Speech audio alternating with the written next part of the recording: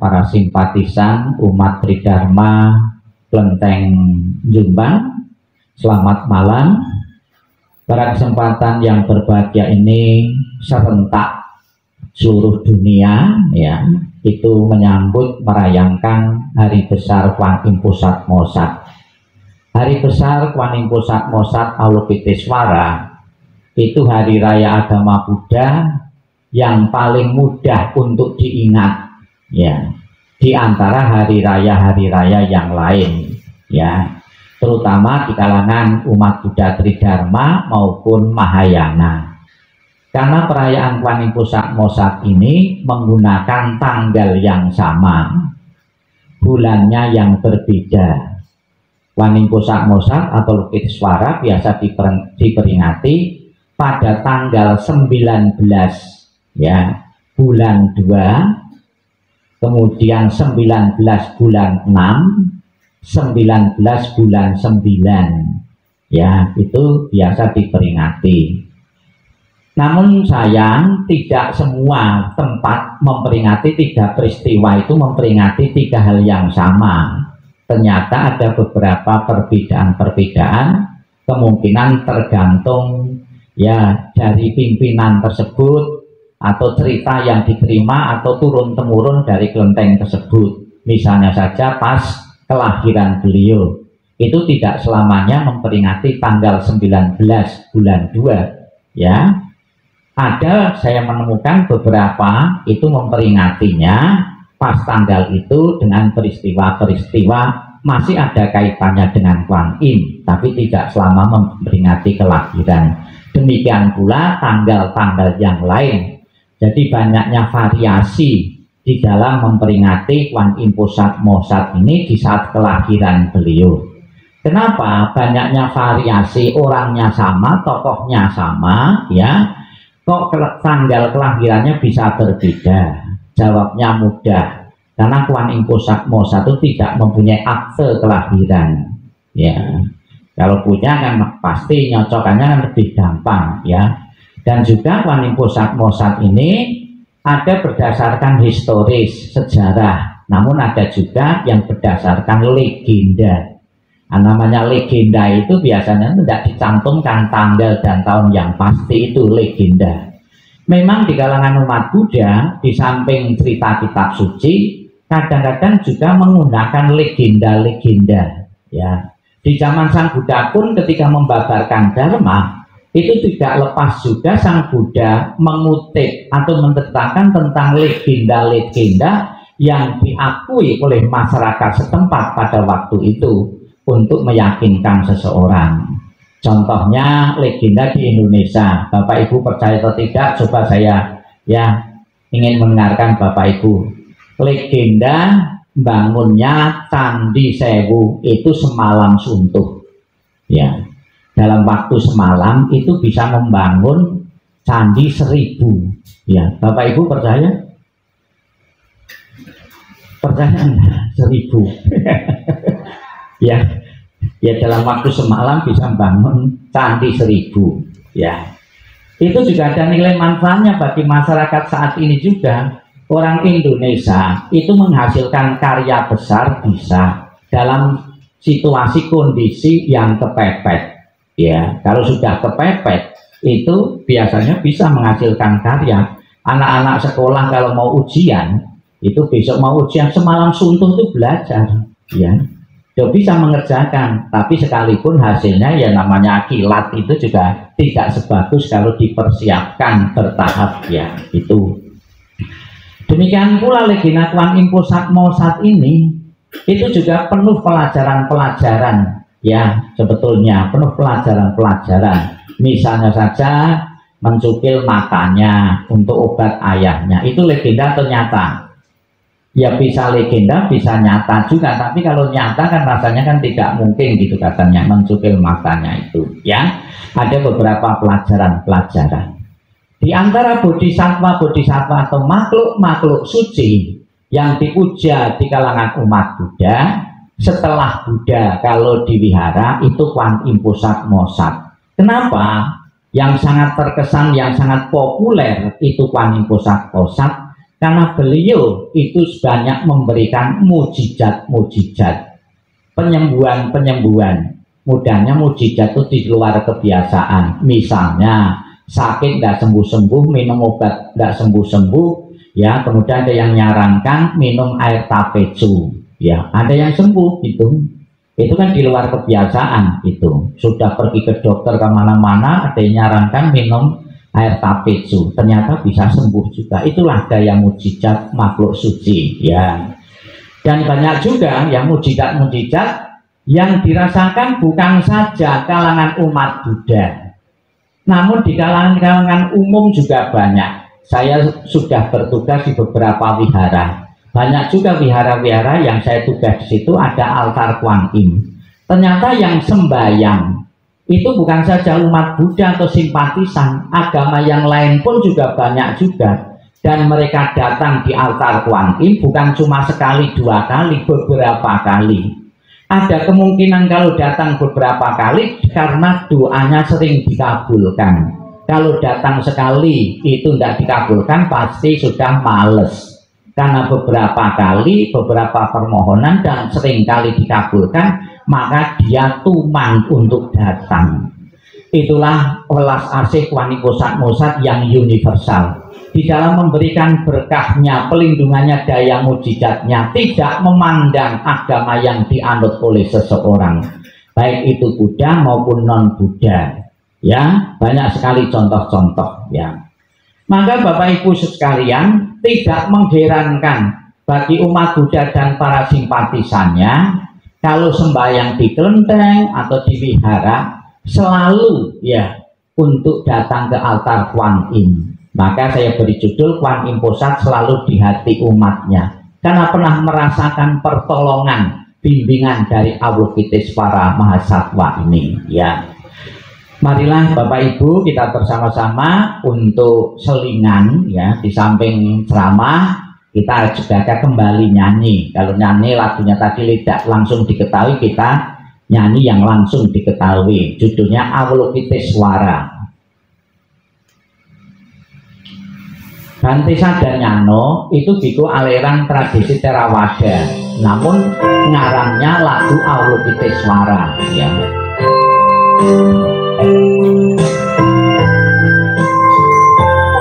Nyanyi bareng-bareng.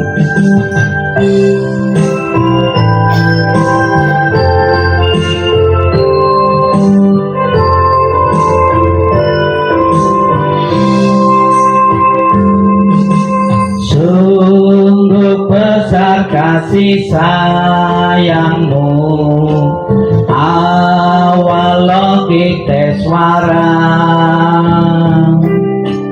penolong makhluk di dunia, jauhkan mara bahaya. Engkaulah bodhisattva, makhluk suci yang selalu dipuji. Engkaulah bodhisattva, siswa Buddha yang baik budinya. Berdiri lagi, tangannya di depan dada, bareng-bareng.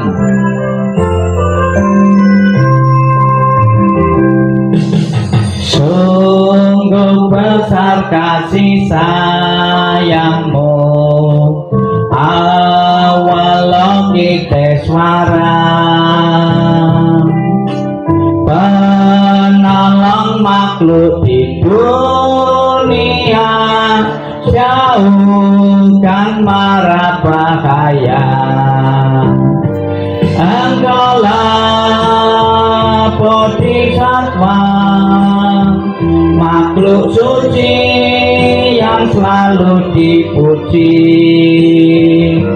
Engkaulah bodhisattva, siswa Buddha yang baik budinya. Engkaulah bodhisattva, makhluk suci yang selalu dipuji. Engkaulah bodhisattva, siswa Buddha yang baik budinya. Silakan duduk.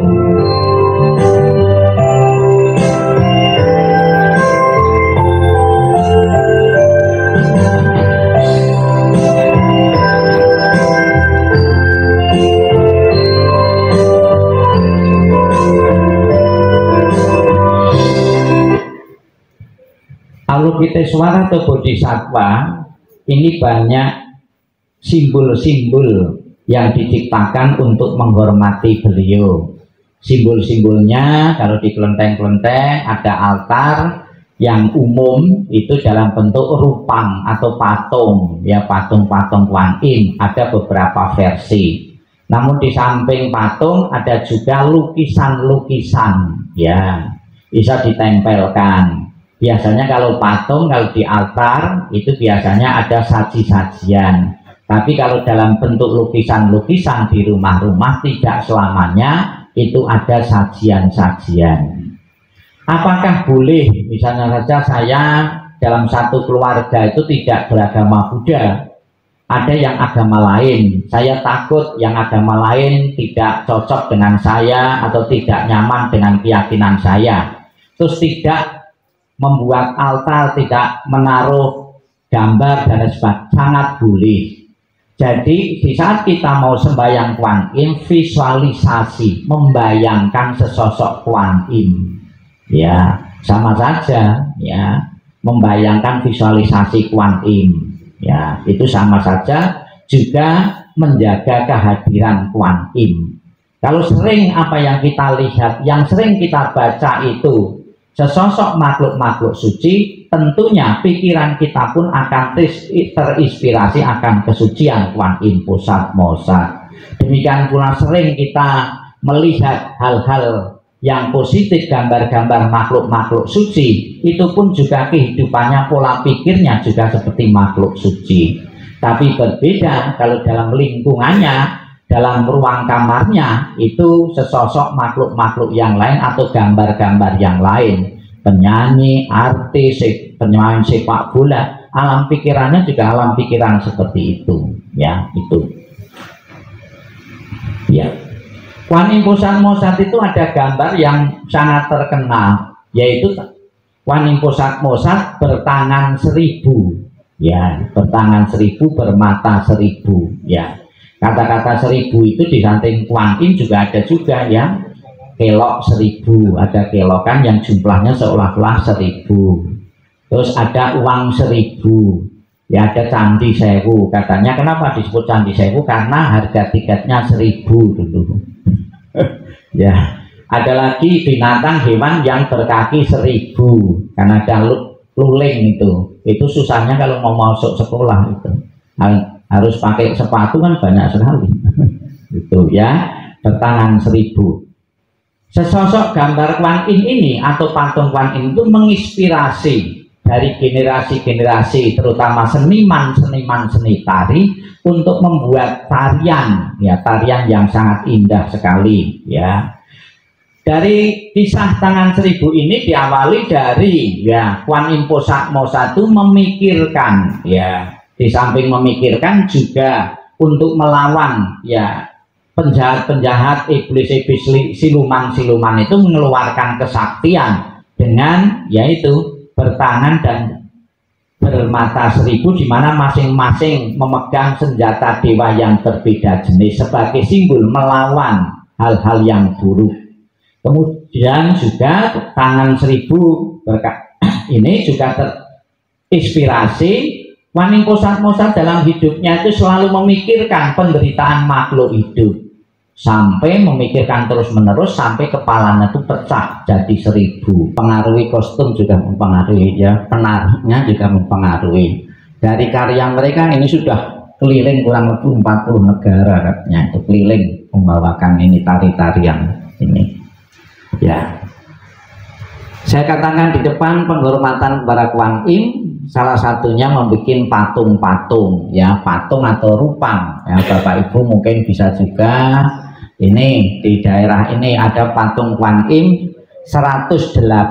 Nah, bisa juga dilihat, ya, ini 108 meter, ya, untuk menghormati sesosok Kuan Im. Nah, ini di luar negeri, ya, ini 108 meter, ya, seperti pohon kelapa, ya, itu. Kemudian di Indonesia juga ada, sekalipun tidak setinggi itu, ada 22,8 meter, itu di Pemantang Siantar, ya. Pemantang Siantar ada rupang juga setinggi ini, masuk rekor muri, ya. Sekarang kita masuk dalam pengertian Aulukiteswara dalam bahasa Sanskerta. Aulukita yang bermakna melihat ke bawah atau mendengarkan ke bawah, bermakna dunia merupakan satu alam lokita. Kemudian kata eswara berarti suara, jeritan makhluk atas penderitaan yang mereka alami. Jadi setiap saat Kuan Im Pusat siap mendengarkan cerita, ratapan, tangisan dari orang-orang yang kesulitan, yang berjodoh karma dengan beliau, ya, yang berjodoh karma, ya, itu. Kita lihat ada video tentang Kuan Im.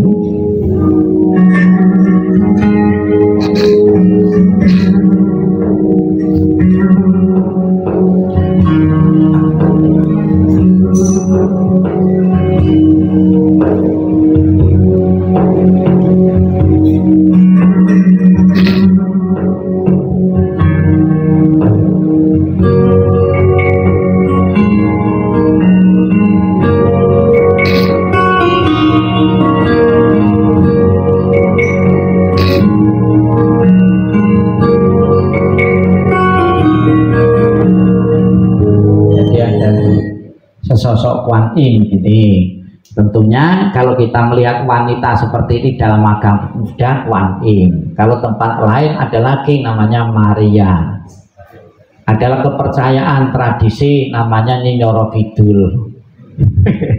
Kalau di Laut Selatan, ya, itu. Apa misi dari Kuan Im Pusat Mosat ini? Ya, mengembangkan kebaikan, ya. Ini mengembangkan kebaikan dengan macam-macam tangannya memegang, ya, senjata-senjata, ya, mengembangkan kebaikan bagi umat Buddha. Apa? Di saat puja bakti kita bisa mengembangkan kebaikan dengan dana paramita, ya. Setiap ada puja bakti kan ada kantong-kantong dana atau kotak-kotak dana, ya, biar lebih giat semangatnya dikasih lagu di saat berdana, namanya dana paramita, ya. Berdana paramita itu bukan untuk kepentingan pribadi pengurus, ya, namun untuk kepentingan dharma, ya. Sekalipun lagu dana paramita itu bisa dirubah untuk kepentingan pribadi, kan lagunya marilah kita berdana untuk kepentingan dharma. Nah, mestinya kan gitu, bisa dirubah untuk kepentingan pribadi juga. Marilah kita berdana untuk kepentingan saya. Itu sekalipun masyarakat di desa, ya, itu pun dia tergerak hatinya untuk berdana. Ini masyarakat di desa kalau di saat puja bakti pun juga mengumpulkan dana paramita, ya. Kemudian toleransi dan menghormati yang dikembangkan oleh makhluk suci. Buktinya apa toleransi? Kalau Bapak Ibu pernah ke wihara Madura, ya, di Madura itu satu tempat wihara, di dalamnya ada tempat ibadah agama lain, ya, pura. Di dalamnya pura. Ini kan menunjukkan toleransi. Dalam satu tempat ada dua tempat ibadah yang berbeda. Di Surabaya ada sekarang di Royal Resident, itu satu deret itu 6 agama yang berbeda. Ada Muslim, ada Buddha, ada Katolik, ada Konghucu, ya, ada Kristen dalam satu tempat. biar tidak bertabrakan bersamaan sembahyangnya, masing-masing juga menghormati. Di wihara kalau sembahyang jam 9, sudah selesai jam 11, karena jam 11 masjidnya mau bersuara, ya. Sampingnya jam 10, sampingnya lagi jam yang berbeda juga karena toleransi, ya. Itu. Demikian pula Bapak Ibu, ya, perbedaan agama tidak seharusnya dijadikan bahan untuk berdebat, untuk tidak rukun. Dalam keluarga pun juga bisa kita kelola menjadi satu kekuatan yang sangat besar, ya. Dalam keluarga saya itu dalam satu keluarga itu ada 3 agama yang berbeda, ya.